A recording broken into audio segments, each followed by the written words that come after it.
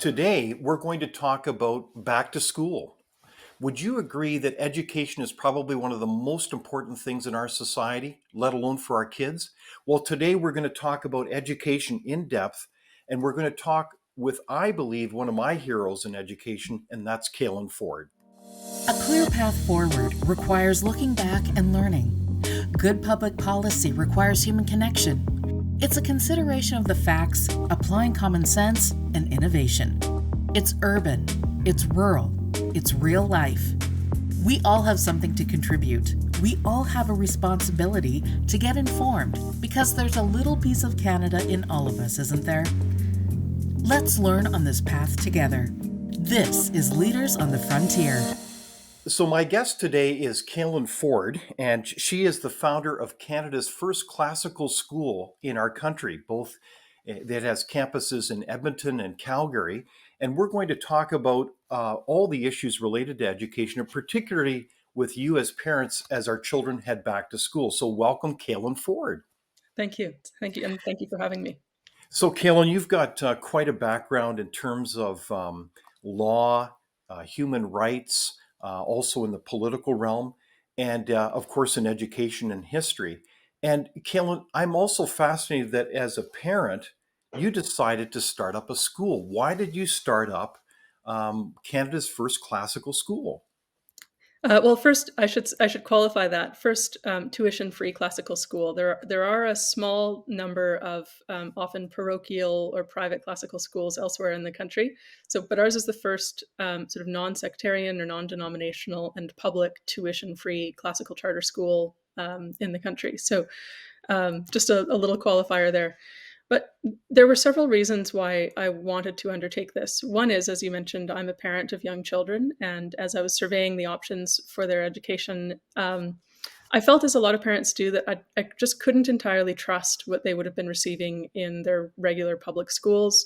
And even a lot of private schools, while they may sometimes be a little bit behind the curve in adopting some of the worst pedagogical and philosophical trends, they're not necessarily impervious to them. And so part of it just came out of being a parent of young children and wanting to make sure that they received a good education. And part of it is I like living in a free society. I like enjoying a society in which people can sort of adjudicate moral disputes in a coherent way, where people care about what's true, where they possess the kind of character and the habits and the virtues that enable us to continue living in a free society. And education is the domain in which citizens are formed. And to put it a little more seriously, it's the domain in which souls are formed.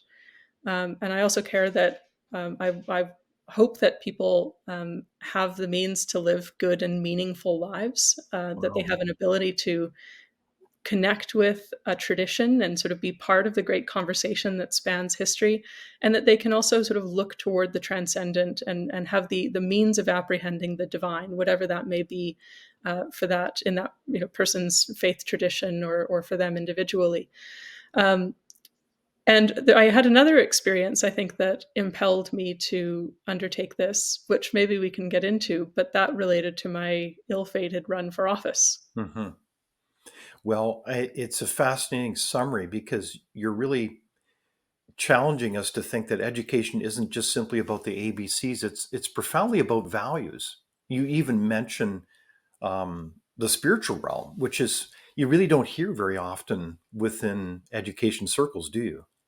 No, and if I were to try to diagnose some of the problems afflicting the education system, one of them that I would identify is that education has been overtaken by a utilitarian impulse. And I should say there's two different utilitarian impulses. Hmm. On the left, sort of starting with education reformers like John Dewey in the early 20th century, um, this was a utilitarianism that was aimed at transforming society. So education was no longer about uplifting and cultivating the individual child. It was about using education as a vehicle for social transformation. And then there's another kind of utilitarian impulse that sadly I think some people on the right cleave to because they don't like this ideological content in education. So they Hmm. say, let's strip it down, let's remove the normative content, the sort of values, Hmm. and let's just make it careerist. Let's provide people with the skills they need to be Hmm. effective in the workforce. And that's a very impoverished view of the human person. Mhm. So one of the favorite aphorism of mine what comes from Confucius, who said in four characters, he said "Junzi bu qi," which means an educated person or a moral person is not a tool. Mhm. So you're not education is not about making you narrowly useful so that you can serve some Mhm. specific function. It is a good in itself, and this is also the understanding of what a liberal arts education means, as opposed to what's called a servile education. Mhm. A servile education sounds pejorative. It's not necessarily pejorative, but it is in service of some other end. Right. So acquiring a skill so you can do something else. So Whereas a liberal this is arts fascinating because right off the top, you really summarized a profound understanding of what education is really all about. It's about the whole person. It's not just simply about getting a job or some ideological end or like how to build an ideal society, but it's profoundly about the whole person. Is that what you're saying? yeah, absolutely. And I think it is it should be an emancipatory undertaking. So it should be about um, freeing a person, but freedom in a true sense. And I think that's another sort of rabbit hole we could go down Right. is what do we mean by freedom and what does that look like? And I think a lot of the problems that are afflicting progressive education is that they have an inverted understanding of what freedom means, what it's Mhm. for, and how it's achieved. So we aim Okay. at genuine freedom for the individual.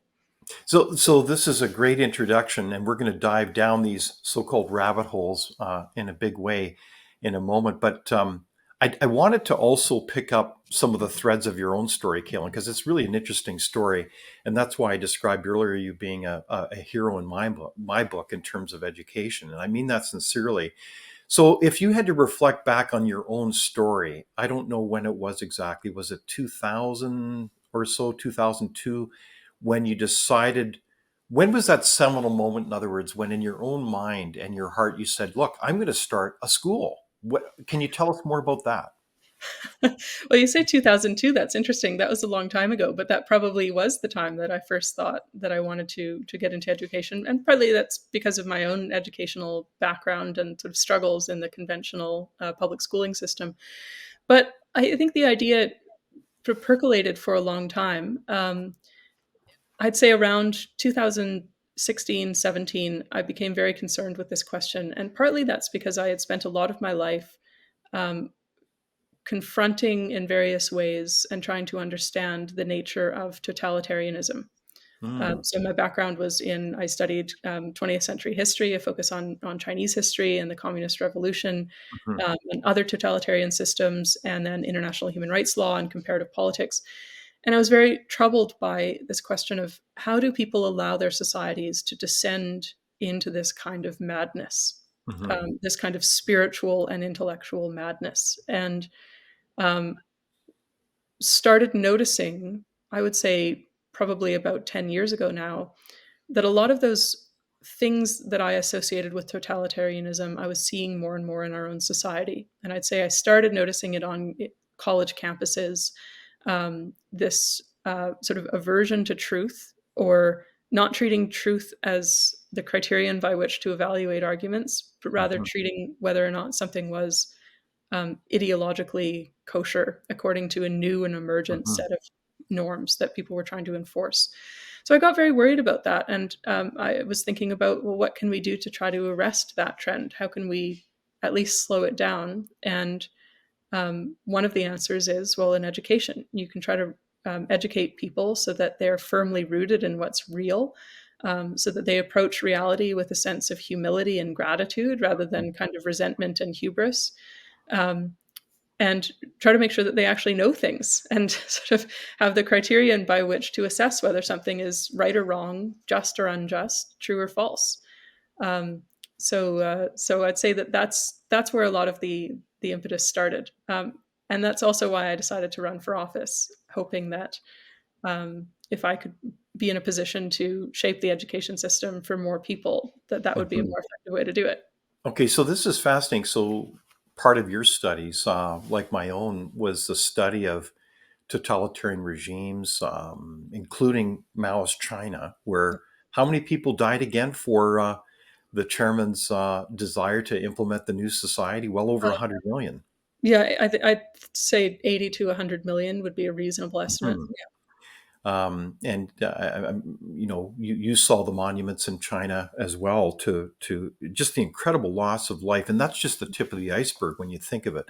So you were studying these totalitarian regimes, and you decided in some measure, look, I education is really critical, and you're saying that you saw somewhat similar things in our beloved country called Canada. Are you surely you can't be saying that we're like Maoist China? Well, no, of course not. And the astute critics of totalitarianism from, for example, the former Soviet Union and elsewhere, Hmm.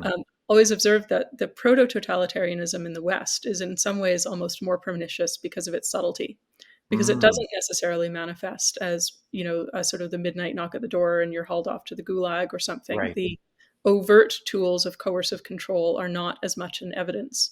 Hmm. It is no less totalizing. And a lot of the symptoms of totalitarianism, I would say, well, one, a loss of a coherent moral vocabulary, a loss of transcendent standards by which to judge right and wrong and true and false. This is one of the elements that people like Joseph Pieper have identified, Eric Hmm. Voegelin. Right. When you lose the idea that there is a transcendent source of being or a source of moral authority to which we are all subject, Hmm. standard against which power can be judged. If you lose that, then all you have is power, and Wow. it's just a force of wills. And the leader of a totalitarian system can then decide. They decide what's true and what's false, and what's just and unjust. And Hmm. if you lose the vocabulary to critique that, you're kind of screwed. So, Wow. I mean, I can go on, but that's one of the main Yeah. things that I think relates to But, education but is. Caitlin, it's a profound insight because if you see that kind of view without those kinds of basic standards, or it has huge implications on how you view people, then how you view children, doesn't it? You see them as tools to a larger end. Is that right? Well, absolutely. And that relates to what is the ultimate goal of so many totalitarian ideologies, which is um, I'll step back one step here and I'll invoke more Eric Voegelin because I think he's just extremely useful for understanding this way of Hmm. viewing the world. A classical view of the world, let's say a sort of classical philosophical view, is that reality exists. It's good. Hmm. It is governed by certain laws. We are part of that creation, so we are equally governed by these laws. Hmm. And nature imposes certain limitations on us, and our task is to try to apprehend what's true. We can't apprehend it fully. We can never achieve total knowledge of reality, but it is nonetheless intelligible through human Hmm. reason and intuition. So we should try to apprehend what's true and what's good and what are these laws, and thereby attune our souls to it. So try to live in harmony with reality, with nature. And the view of sort of a lot of ideological movements, including but not limited to totalitarian tending ideological movements, is to say that truth is not good. And the order of being is not something we should try to live in harmony with. It's wrong, it's corrupt, it needs to be overthrown and remade. And us, through our sort of knowledge, through our ability to try to control reality, through the application of sort of techne, we can bring it under our dominion and remake Hmm. it better so that we can extricate suffering from the world. Hmm. So I think this I think is a very useful litmus test. Do you believe reality is good? Is it something we should try to apprehend and venerate and align ourselves with, or should we try through force of will to remake reality? And I think the progressive education reformers very much are in the camp that truth is not necessarily good, um, and it may not even exist as an objective fact, and we should just remake reality according to our kind of utopian designs so that everyone is equal and there's no more pain and no iniquity in the world. Hmm. Hmm.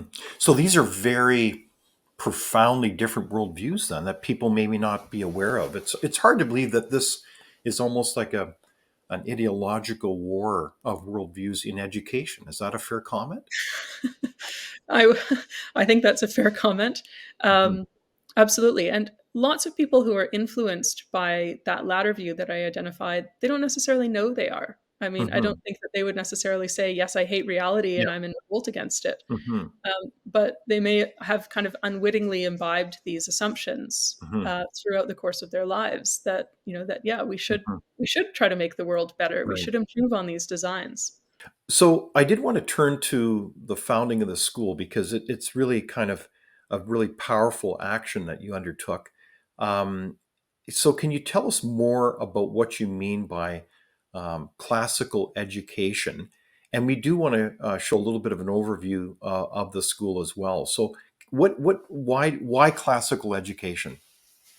Well, it goes back to that distinction I was identifying earlier that throughout, for I think the last, let's say, 2000, maybe 2,500 years, the classical education tradition that we recognize in the West sort of originates with the school of Athens from Hmm. Socrates and Plato and Aristotle on down, and was kind of refined and codified in the Middle Ages in Europe, and sort of identified with the seven classical liberal arts, which are grammar, logic or dialectic, rhetoric, as well as uh, basically sort of the maths and sciences. Hmm. So um, arithmetic, geometry, astronomy, and music. Music being sort of the study of ratios and harmonies. So, but in the East, a similar tradition developed as well. And one of the commonalities between the classical education traditions is in their view of the cosmos and man's role in it. And so I attempted once to distill what are these basic understandings about the role of man in in relation to the cosmos, and it's as I described earlier. So I say imperfectly, my criteria would be: truth exists, it is good, we are part of it, it is apprehensible, even if not fully graspable, through reason, through intuition, as sort of Aristotle talked about, that the first principles can only be intuited, but the rest can be inferred through reason. Hmm.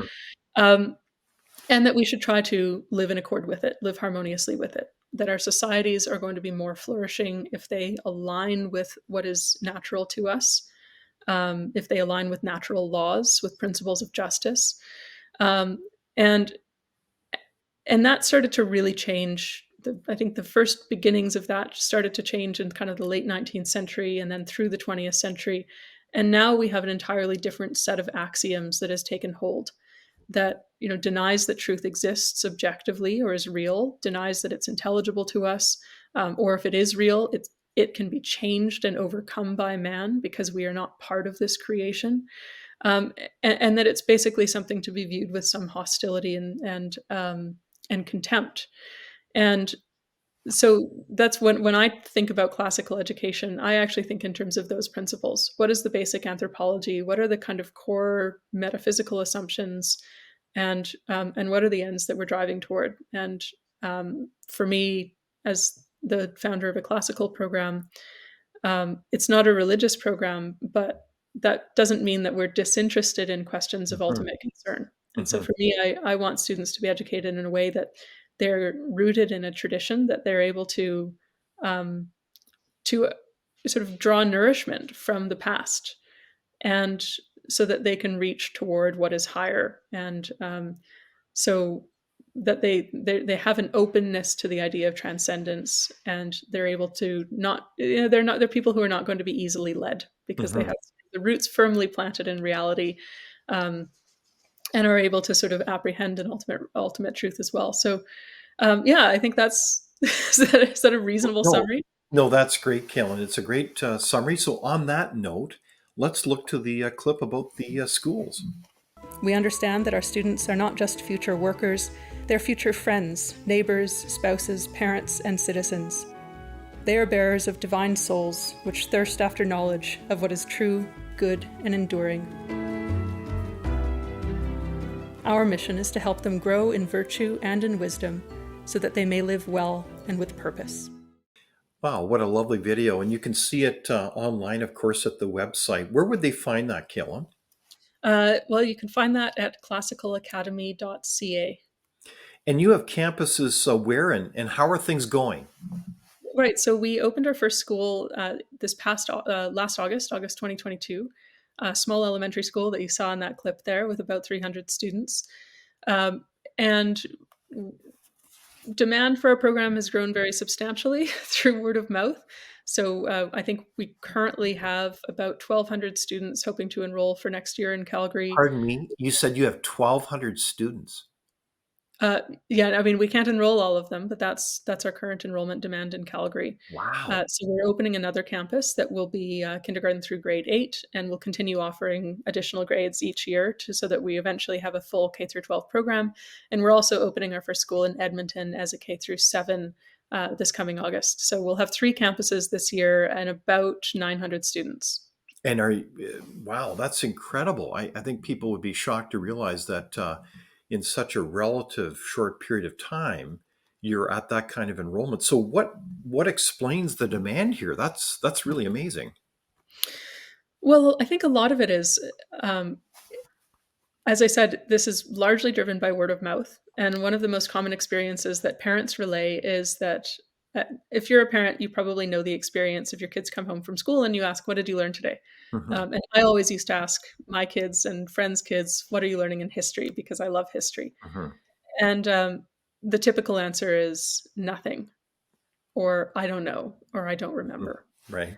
And the almost universal experience that parents at our school have reported is their kids come home from school and are like bursting with information about, you know, like ancient Assyria or Old Kingdom of Egypt Hmm. or, Hmm.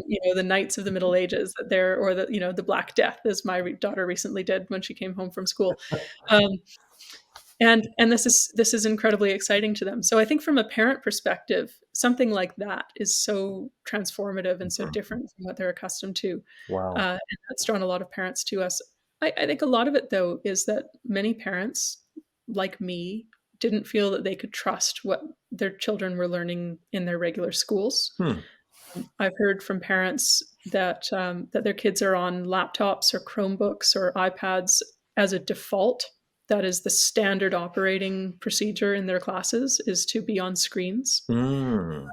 I think parents are understandably very upset about that. I mean, I think it's um, almost tantamount to child abuse if you understand what this is doing to children's capacity to concentrate, to Well, reflect. wait a sec, Caitlin. I'm saying this a little bit tongue in cheek. Surely children need to know technology. I mean, I know that technology has infected the classroom top to bottom now. You mean surely you're not against technology, are you? We're not entirely against technology. Hmm. It has a place. There's sometimes when technological aids can be useful to achieve educational Hmm. ends. But no, kids get enough screen time. And they're not learning to be technology makers. Like they're not understanding programming by sort of Right. scrolling mindlessly on a screen or playing games. That's not enhancing any kind of useful literacy, even if you believe that that's a category that we should be concerned about. Hmm. I'm much more concerned about whether children have a capacity to concentrate, to think deeply, to form their own thoughts, to be Hmm. still in their own souls, um, and that they're not just sort of purely reactive beings who rely on external stimuli constantly to distract them from their own thoughts. Exactly. So you don't allow smartphones in the classroom, is No, that right? no, and gosh, this is tragic because we had teachers coming even from other elementary schools. So kindergarten through grade 6 is elementary in Alberta. And even teachers from other elementary schools noted the difference at our school that during recess, they said, "It's amazing. Kids here actually play with each other." And Wow. I said, "What do you mean?"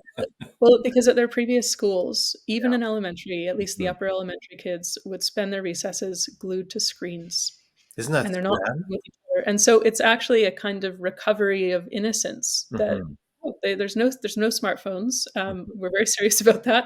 I Right. think one or two kids tried testing if we were serious and quickly learned that we were when we took their phones away for extended periods of time, Wow. and they never tried it again. But um, so the kids can actually play with each other, which Hmm. is beautiful. Isn't that great? You know, it reminds me of so many insights, but one of them was a quote, a great tech leader. When asked, "Do you allow your children to have smartphones?"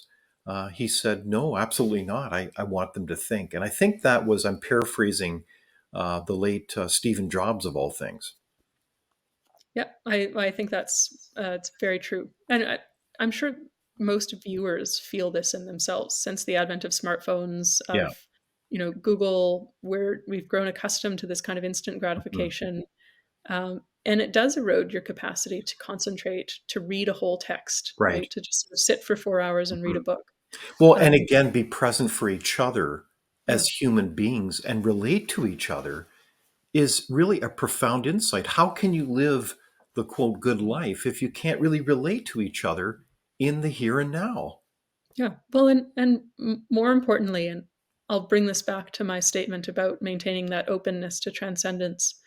I think there are a few core ways that human beings can do that, can experience the divine, right? Mhm. One of them is like you see the sort of the vault of heaven and the night stars, but we almost never get to do that anymore because we've surrounded ourselves with artificial light. Mhm. Another is sort of experience of sublime beauty in other ways. And again, our modern world does not have that many. We don't have Mhm. great Gothic cathedrals or um, I think experiences of profound suffering and the fact of mortality can focus our mind on these questions, but we have so effectively relegated mortality and suffering to the margins of our consciousness through Mhm. both medical and kind of social technologies that make us not have to look at it. So Exactly. what's left? And I think one of the few things that is left, one of the few areas where any of us, no matter how ugly our surroundings, no matter how comfortable our lives, we can still have a way of accessing the divine as long as we have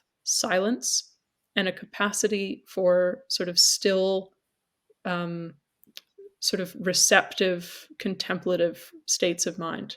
Wow. And if you drown that out, then you're lost. You're lost to this Mhm. idea that there is something higher in the world. So to put it very seriously, I think that's why I think that that is important. This capacity for stillness, for quiet, receptive states of being. Wow, what a great insight. So, Caylan, what would you say were your biggest challenges moving these schools forward? It's hard to imagine, that kind of growth the last few years. What can you tell us more about that story of building a school? Well, I mean, I could tell lots of stories about the nightmare that is acquiring capital and facilities as a charter school. Mhm. The big school boards tend to have a near monopoly on facilities, and if they are hostile to charter schools and they're not willing to give up even their empty buildings, that's very hard. And Uh, just to clarify, I should explain that what are charter schools? Like you're in the so charter province of Alberta, they have this unique system in Canada, I believe, of charter schools. So, what is a charter school? So charter schools are publicly funded, tuition-free schools. They teach the Alberta curriculum or programs of study. We're subject to the same reporting requirements, publicly accountable for academic performance and fiscal management and all of that. Mhm. So the thing that's really different about charters as opposed to the regular sort of public schools is that we are not governed by these large district boards. We have our own board of directors that is autonomous, that reports directly to the Ministry of Education. And we have a distinct philosophical or pedagogical approach. Mhm. So we still teach to the Alberta curriculum, but we approach it very differently, and we have kind of enhanced programs of study. So the big difference is that there's just a degree of autonomy there, but it's tuition free. It's Mhm. open to any student who wants to access it, provided we have space. And but yes, accessing facilities is very challenging for charter schools. We're funded per pupil, but don't necessarily get funding for capital. So we were very fortunate in our first year that the local Catholic school board had a school that was not being occupied by students, and they've been great partners. But for this coming year, where some of our schools are going to be located in more unconventional buildings that we're kind of retrofitting to make into what you would imagine a school would be like. Mhm. Wow, that's exciting. So you are moving along in terms of the school. Do you think that that has the potential to have many more locations beyond what you're at now in Edmonton and Calgary? Yeah, that's our certainly our goal. There's tremendous demand for this, and I think that as we continue to grow, again, all of this growth, this is 400% enrollment demand in excess of our capacity. Um, all of that is word of mouth, and I think that that will continue as we have more students and more families who are in the system. Um, so that is our goal. We'd like to grow as much as we can while still maintaining the culture of the school, the sense of mission, and Hmm. making sure that we have teachers who are also sort of fully aligned with what it is that we're offering, Hmm. and who are qualified to deliver that kind of classical education program. That's amazing. It's interesting at Frontier, we've certainly got an amazing group of fellows, senior fellows, that have done a lot of work in education, including some that were instrumental in establishing charter schools in Alberta years ago. But one of the things that we've advocated for is a voucher system where a key principle is that the money follow the student. It go to parents rather than a bureaucracy. Do you think that would ever happen in Canada from your perspective? Like the system in Sweden comes to mind, where you have schools basically competing with each other to meet the needs of the children rather than just simply having a kind of a public monopoly. Yeah. Um, yeah, I mean, it's true in education as it is in any field that monopolies tend not to be very high performing. Um, and so there's, and I don't necessarily like using the language of competition because that Hmm. just, I think it has some negative connotations when you're talking about Right. education, but it's very true. Having choice in education drives everyone to become better, to be more responsive to what Mhm. families are looking for, more Exactly. accountable for the education that they're delivering. So something like a voucher system would be interesting. Now, there's all sorts of pitfalls in how it's designed that could make it go awry. So there's, I think, many ways to do that badly. But Alberta already has a kind of almost quasi voucher system because Alberta does fund students. At least a portion of funding follows them, whether they're in private or independent schools, separate schools, even homeschooling families receive some provincial funding, and we have charter schools. So it's not the same amount across each of these systems that children are getting, but it is kind of working toward that model where there is meaningful choice for families. Exactly. And I like that theme that it's about empowering parents to make choices. So, speaking of parents, it's back to school time as we look to the new year. Um, when you look as a leader in education, are there key points of advice that you'd offer parents as they go back into the school system? Is there something right off the hand? I know that we're going to get into much more detail here, but um, off the top, are there key points of advice for parents as they look back to going back to school? Yeah, well, I was trying to think about how would you know as a parent if you're sort of walking around a school, you're on a tour, you're, visiting, if you're volunteering in your child's class one day, what are some of the things that you might look for that are Mhm. potential indicators? One, I think, really important thing is what can you learn about the culture of the school? And so much of that I think can be gleaned from, well, what does it sound like inside the school? Mm. You know, are do children have clear a clear understanding of the rules of what is expected of them, of what they do in this place? And that could be even very granular things like how do they walk down the hall? Do they walk in silence in queues? Do they walk on the right side of the hall, or are they all over the place? Are they running? Are they shouting? Are there clearly communicated rules about what kind of behavior is considered acceptable? Do the children understand those, and are they enforced clearly and consistently? So, at our school, I think one of the ideals that we try to work towards is we want our hallways to feel calm. Mm. And so the children understand that they should queue, that they should be silent in the hallways, that they should be respectful. So if they see an adult, a lot of them will say, good morning, how are you? Um, and so I would look for sort of subtle indicators like that. How does it actually feel? What is the kind of oral experience in the school? Um, a similar thing is, well, how are the hallways and the classrooms adorned? Are they sort of cluttered, messy? Do they have lots of sort of posters up? Um, or is there something else? Are they trying to uplift people? Are they trying to create an aesthetic environment that Mhm. is also, that's pleasing somehow? Um, do they let parents into the school? And now all schools need to place limits on you can't have parents sort of wandering through classes haphazardly. But if you asked for a school tour, would you be able to get it? Would you? Is there transparency in terms of what your children are learning? Are there opportunities to volunteer and to go into the classroom in that capacity? And I think that's telling. I wouldn't really trust a school that is unwilling to let parents, say, go on a tour, for example, Hmm. um, and step into classrooms in a structured environment and see what are these classrooms like. Um, in the classrooms, I would say, are teachers actually teaching? Are they standing at the front of the class and delivering lessons? And again, if you haven't been in a school in a long time, that might sound like a silly question, but a lot of relatively new graduates of education faculties, I've had some people tell me that they were instructed in their education programs that they should never be caught at the front of a class delivering a lesson. Why would that be?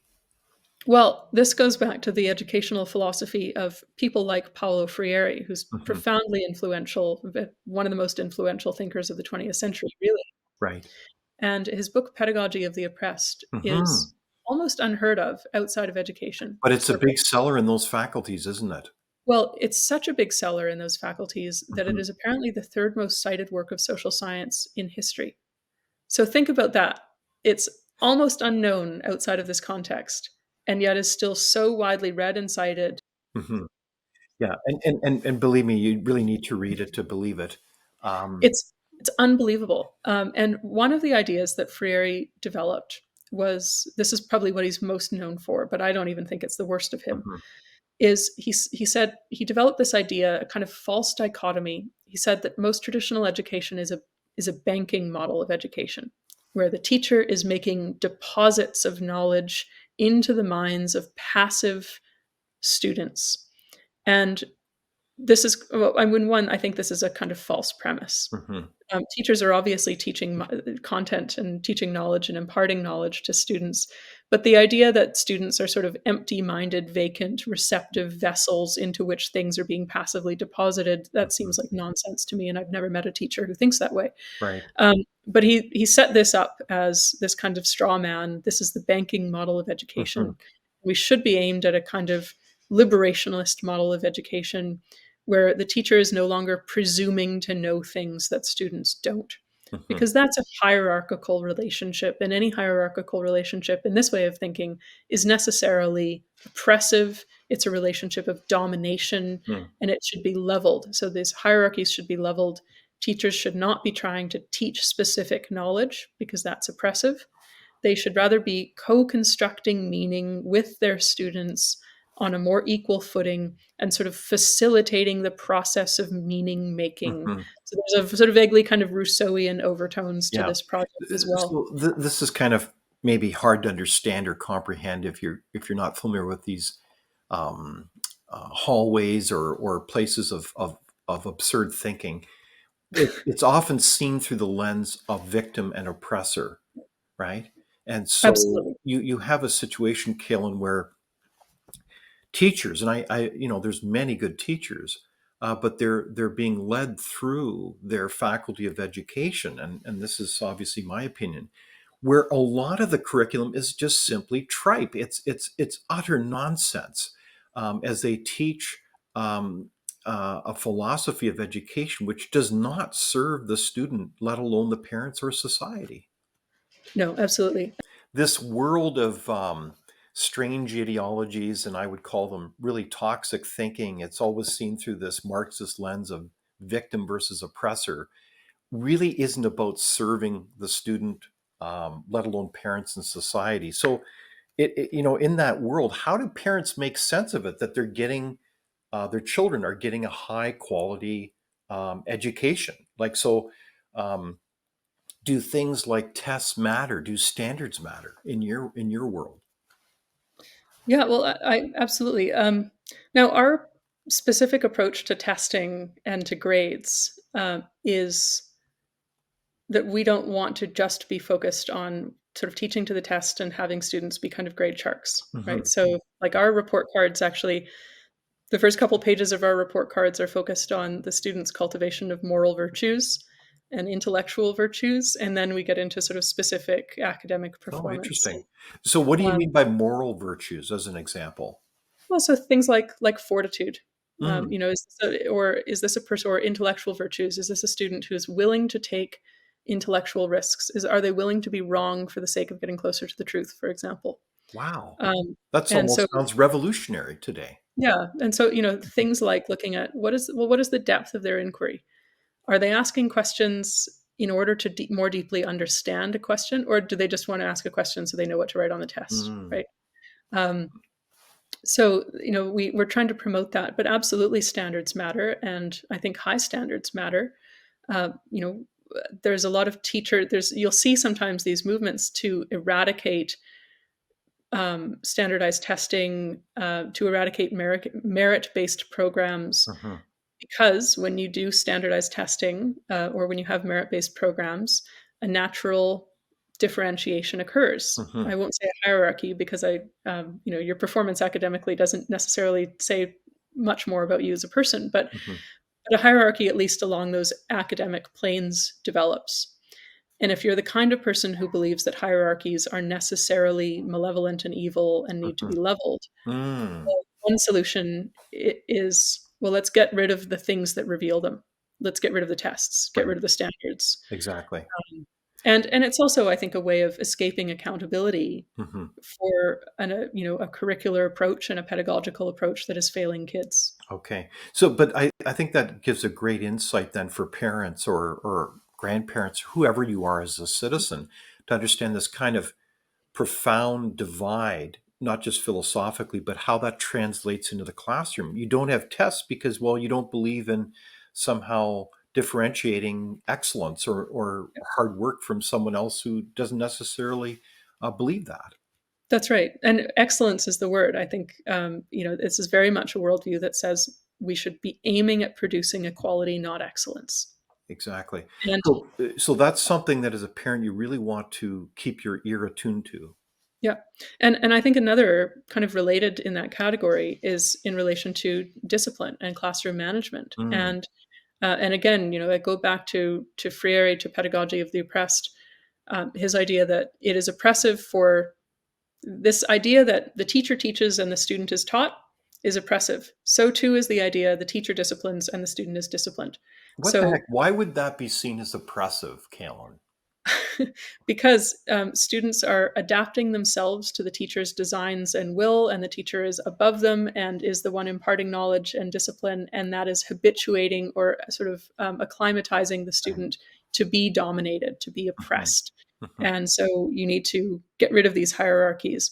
And so you can imagine, saying that knowledge is oppressive is one thing, saying that discipline is oppressive has another sort of tragic set of consequences, which is you just get chaos in classrooms. And there's no peace. There's no, it sort of like, look, I had a parent recently. This is from an fairly affluent community, good community, intact families, no kind of major sort of social pathologies afflicting these types of communities. And they said that their daughter, who's 7 years old, had to wear headphones every day to drown out the chaos and the noise in the classroom, just if wow, they wanted to concentrate. And because there was this teacher, who I'm sure was a well meaning teacher, mhm, had been taught that you can't discipline kids, you can't impose order. mhm, Because that would be oppressive. And so you sort of have to let your classrooms be a kind of zoo. And it's this idea that, again, I alluded earlier in our conversation to the distorted idea of freedom. So I think there are some people who think that if students are learning specific knowledge that is dictated by a curriculum or the teacher's deciding what's being taught, that is hindering the freedom and the expression of the student. Similarly, if the student is being asked to behave in a particular way, or to wear a uniform, or to walk straight, or just stand straight, or to walk through the halls in a mhm, particular way, all of this is oppressive. It's mhm, encumbering their freedom to express themselves. And this is very different from how I understand freedom, and how, mhm, sort of in the classical tradition, freedom is understood. Freedom isn't being able, it's not equivalent to license. It's not doing whatever your whims tell you to do. Freedom is actually governing yourself, and it's acquiring the habits and the virtues that allow you to exercise self control, discipline, temperance, so that you do not need external constraints because you are able to place them on your own appetites internally. mhm. And so it's a totally different view of what freedom means, what liberation means. And obviously these are opposed to each other. So I think as a parent going into a classroom, I would be kind of on the lookout. Is there good classroom management? Do the students know what's Mhm. expected of them? Do they adhere to sort of rituals or rules or customs? Is the teacher at the front of the class? Are they actually trying to achieve certain knowledge outcomes um, in a sort of orderly, structured way? I think this is what I would be looking for as evidence of a good school. Very good. So I like that you're challenging us, all parents, all citizens, to not assume you know what's going on in the classroom, to be really engaged and to keep your eyes open and your ears open as well, and to ask questions. Is that a fair comment? Oh, absolutely. Yeah. And that's not to, and I don't say that to undermine teachers. No, it's Uh, just the opposite. yeah, absolutely. Yeah. I mean, teachers, in all fairness to them, as a profession, are kind of caught in the middle, aren't they? I think um, my mother was a teacher, a librarian, and I have met so many teachers in our larger family and community. They care deeply about children, but they're also being led by an ideological movement and a bureaucracy that Yeah, doesn't necessarily have the same ends in mind. Is that a fair that's comment? oh, absolutely. And again, I've heard a lot of stories from teachers, both at our school and elsewhere, that I remember hearing one story from a teacher who said that she had become afraid to teach Aristotle in class because she was no longer confident that a student wouldn't be secretly recording it and complain that they were offended, and she was not sure that the administration would have her back. So she was sort of walking on eggshells to teach Aristotle. Oh, for Pete's Um, sake. That's utter tripe.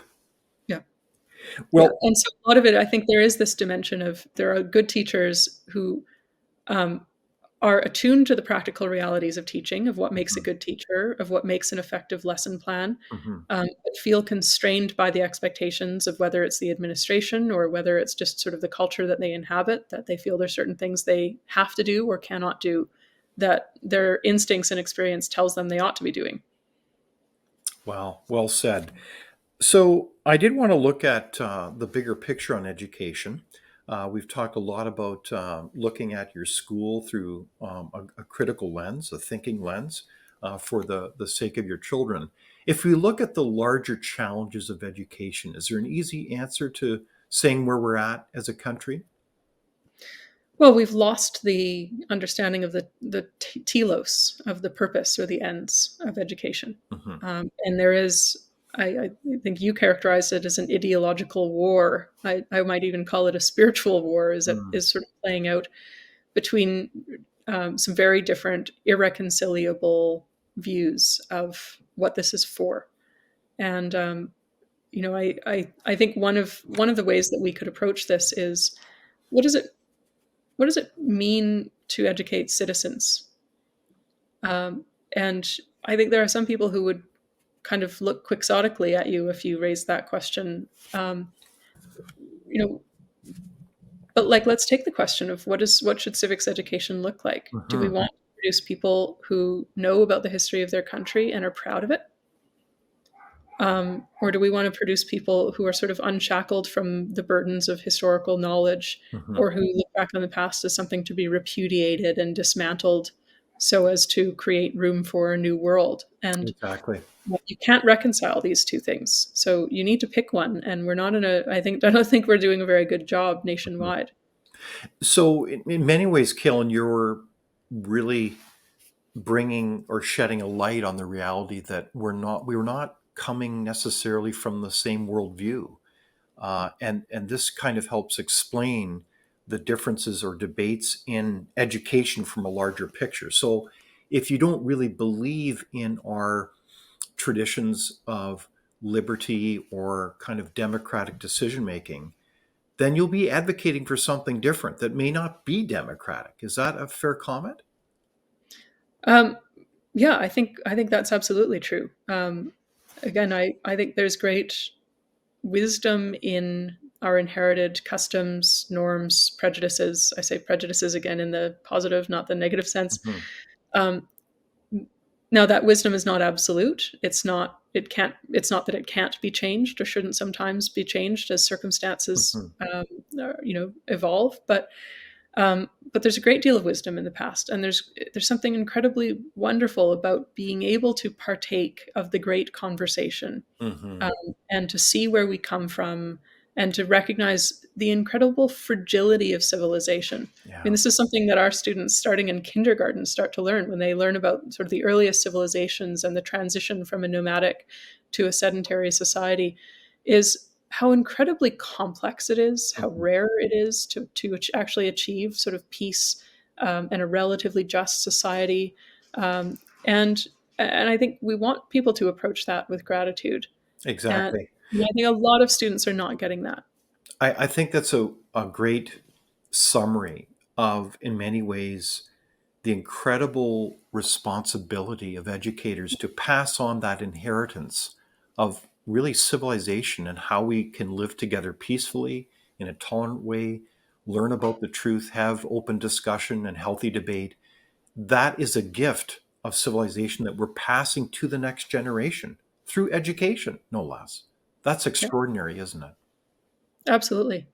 Yeah, I think there's one way to summarize the conflict divisions here is the people who think education is about producing agents of change, Hmm. whereas to me it's about producing fit stewards of a civilizational inheritance.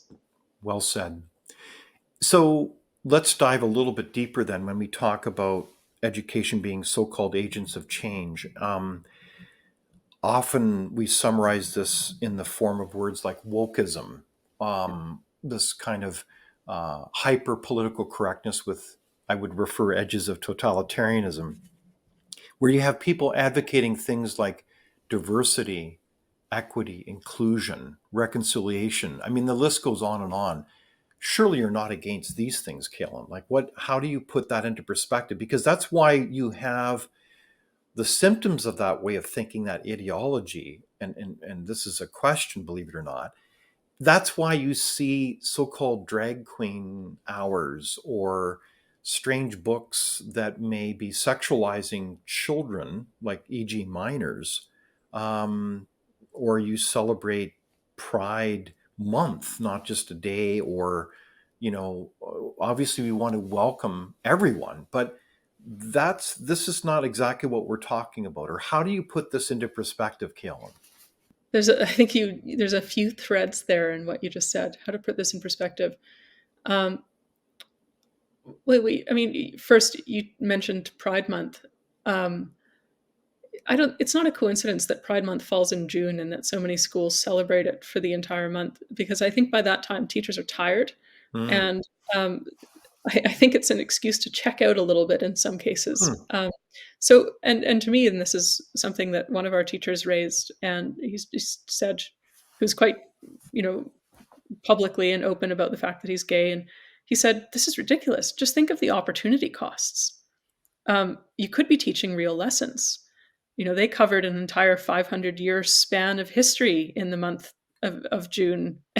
And so, that's one angle, is just there's tremendous opportunity costs. You have I think one of the biggest challenges that school leaders face is, how do you achieve all of the curricular outcomes that you want to hit in a very limited span of time? In like 180 days, and really only, six-ish instructional hours per day when you factor in lunch and recess and Yeah. everything. It's Every day really is precious, isn't it? every minute is precious. I mean, I think a good school is one that has figured out how to get their routines down so that Mhm. transitions are as fast as possible, because you really, time is your most scarce resource. And yeah, you think about the opportunity costs when you're wasting that time. Um, Okay, you so know, so here's the thought, Kaylin. To what extent, and I know that it's hard to generalize, but certainly in conversations with a variety of education leaders, we see an interesting dichotomy. We see people that are ideologically all in on this diversity, equity, inclusion agenda. That's one area. But there's another agenda going on, and that is that this kind of wokeism, this ceaseless bowing down to the diversity agenda, is really about covering the for weak performing schools that are really not performing well on the ABCs, and this is really cover for them. Do you think there's some truth to that? In certain contexts, I think that that makes sense to me, and it's not a hypothesis that I had really considered very much before, but it certainly seems plausible Mhm. that if you focus on these things, yeah, that it can distract from failures that are occurring in your school academically. Mhm. And if you really go all in on it, then you get to the point where we were discussing earlier, which is you can start obliterating standards, evaluations, tests in order to cover for those failures in the name, and you do that in the name of equity. You say, look, Exactly. there's Yeah. group level disparities in how Asian children are performing as opposed Mhm. to Hispanic children. So that's prima facie evidence of discrimination or racism. So we need to eliminate the test. Exactly. So, and I think that's something worth exploring as well, is that many of these programs that purport to be about improving people's condition, about sort of freeing them from a state of being oppressed, they do the opposite in practice. What happens in practice when you eliminate, let's say, standardized testing is that you close off the avenues for high achieving but low socioeconomic students Mm. to escape from that low socioeconomic position, right? So, what happens when you tell students constantly that they are either the oppressor or that they are oppressed by dint of their race? Mhm. You do not improve their conditions materially or spiritually. Mhm. Um, you make them much more attuned to grievance, attuned to the possibility of slights, even where none are intended. Mhm. Uh, and this is actually an immensely painful way to live. And I think it bears mentioning that this idea of microaggressions originated in education faculties. Um, Sorry, what is a microaggression, Caitlin? so I'm not even sure that I I can hope I explain it. didn't offend you by asking you what Well, is a microaggression. exactly, right? So microaggressions would be sort of, where a person is probably not intending anything offensive, nefarious, mean, but the other party nonetheless feels somehow slighted. Mm. And so the idea of microaggressions, which has been promoted emanating from education faculties, and now it's kind of everywhere, is that you should be on. I mean, I think it promotes a victim mindset that you are constantly being assaulted in almost invisible, very minor ways. Mhm. And this is a terrible thing to do to people But what's because, an example, Caitlin? I'm not sure if I've well, ever an example, like, I implemented. mean, the standard example is if I were to ask you where you're from, that's a microaggression. Not just your town, but you may be from another country originally. Well, that would be the implication. So particularly that question directed at someone who's sort of, might belong to an ethnic minority, for example, that would be a microaggression Mhm. because it might imply that you are not from here, Yeah. and that might imply that you do Okay. not belong here. And, there's all sorts of various inferences that Mhm. could, in the worst faith interpretation, be read into the question. Yeah. And so it's a microaggression. Whereas I would have seen, or probably you and I would have grown up with the tradition that that was a sign of respect to your other culture by asking, "Where are you from?" And Yeah. Or, trying to or just learn in, normal interest in a person, yeah, right? in good Canadian fashion, learning more about your story. Yeah. So no, no, it's fascinating how that it almost has a cynical, hate-filled bent, always taking something and twisting it and seeing the negative in it. Well, it's consistently choosing the least charitable interpretation of Mhm. everything, and Yeah. of choosing the most kind of mean spirited way of reading other people's motives. Wow. But again, I'm not saying that it's hurtful to the people who are being accused of Hmm. microaggressions. I'm saying Right. it's hurtful to the person who is being taught to view the world as I am constantly under siege by microaggressions. I'm a victim. I have no agency because I belong to an oppressed class. This is a terribly cruel thing to do to people, Exactly. and it harms their physical health, their mental health, their relationships, their sense Mhm. of belonging to a society. So that is an oppressive thing to do, and Indeed. that is what's being done in the name of equity and inclusion. Wow. What a terrible thing to do to people. So when you look at your school, do you have drag queens enter your school? Do you have books that talk about graphic sex with minors? How do you handle that issue? And are you Well, welcoming school? of course, we're a welcoming school. We try to provide the best education to every member of our community. Hmm. But we have standards for the kind of literature that passes through our doors, that it should be of aesthetic, moral, literary, and informational value. Hmm. Um, and, we believe that parents are the first educators of their children. We're not going to keep secrets from parents about what their children are learning in school. Now, what do you mean by that, Caylan? Well, I mean that many schools have, um, well, that one, they're not transparent about the curriculum they teach. Um, there's a statutory obligation, certainly in Alberta, and I assume in most provinces, for example, that when students are going to be learning about human sexuality or religion, at least not in a kind of non-incidental way, that teachers need to inform parents. Hmm. And I think a lot of schools are not doing that. And partly it's because they consider, again, I'm speaking in very broad generalizations. Hmm.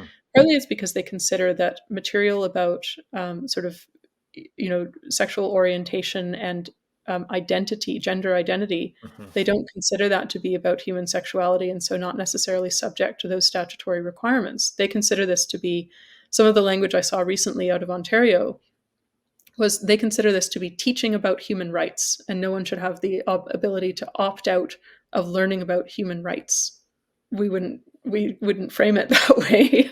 um, we would say that that would very much be fall under the remit of teaching Okay, about but the sexuality. facts are these are children, they're Yeah, minors. Parents should be in charge, yeah, and that overrides everything, shouldn't it? yeah. And uh, I mean, if we were teaching something that we were ashamed to have parents know about, I would say that's a huge problem.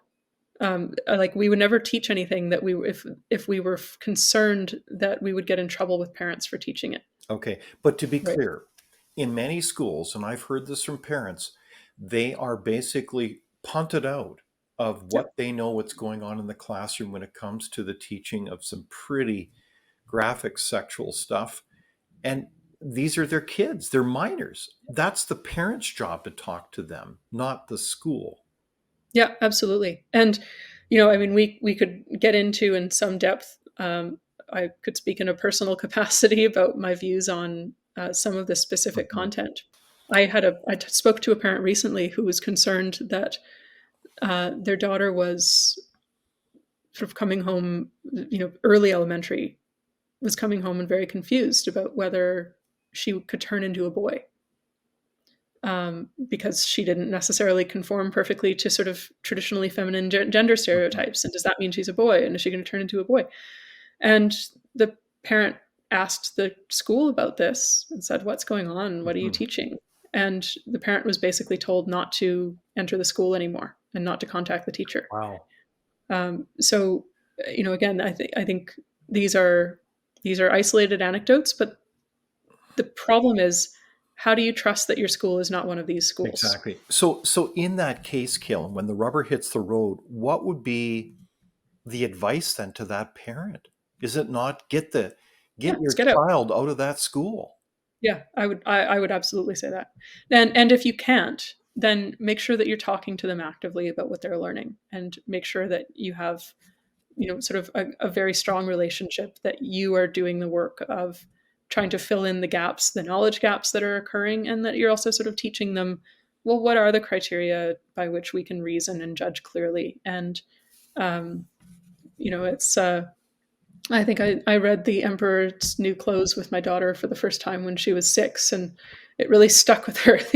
Unfortunately, this idea that actually sometimes just because everyone says something is true doesn't necessarily make it true. That's a lesson that I didn't want to have to impart at a young age, but I think it is one that All right. that we So have to. this is a very profound part of our fairy tale curriculum growing up, Killen. But can you remind us, for those people that forget the great story of Hans Christian Andersen, what was the story? The Emperor had no clothes. Oh, it's so good. It's so good.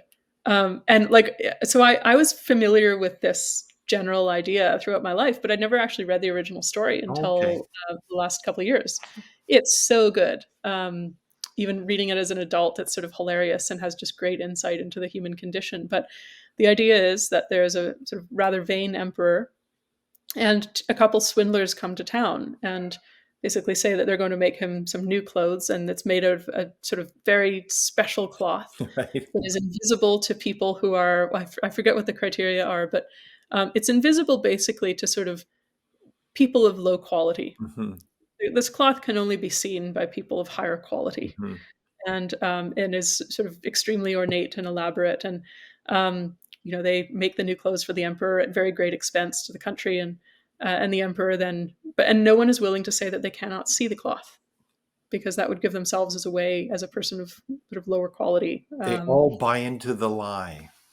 Well, they buy into the lie. They're afraid to admit Hmm. that they can't see it. And because they act like they see it, other people see them acting Hmm. like they see it and say, well, everyone around me seems to see it, so I better pretend that I see it as well. Hmm. Um, and eventually the emperor goes parading through the streets naked, until finally a child is willing to say, the child who is sort of not so concerned about social belonging or fitting in or approbation or being humiliated. A child finally is the one who says, but he's got no clothes. Um, Now, the ending of this story, I question if it's realistic, because in the Hans Christian Andersen version, the child being able to say he has no clothes is the thing that gives other people permission to say, Hmm. yeah, he doesn't have clothes. In reality, I wonder if the child would have been scapegoated and, like, ritually murdered or something. Hmm. But so my daughter, when I asked her once, what character from literature do you most identify with personally? And she told me, you remember the kid from The Emperor's New Clothes? I Interesting. want to be like that kid. Wow.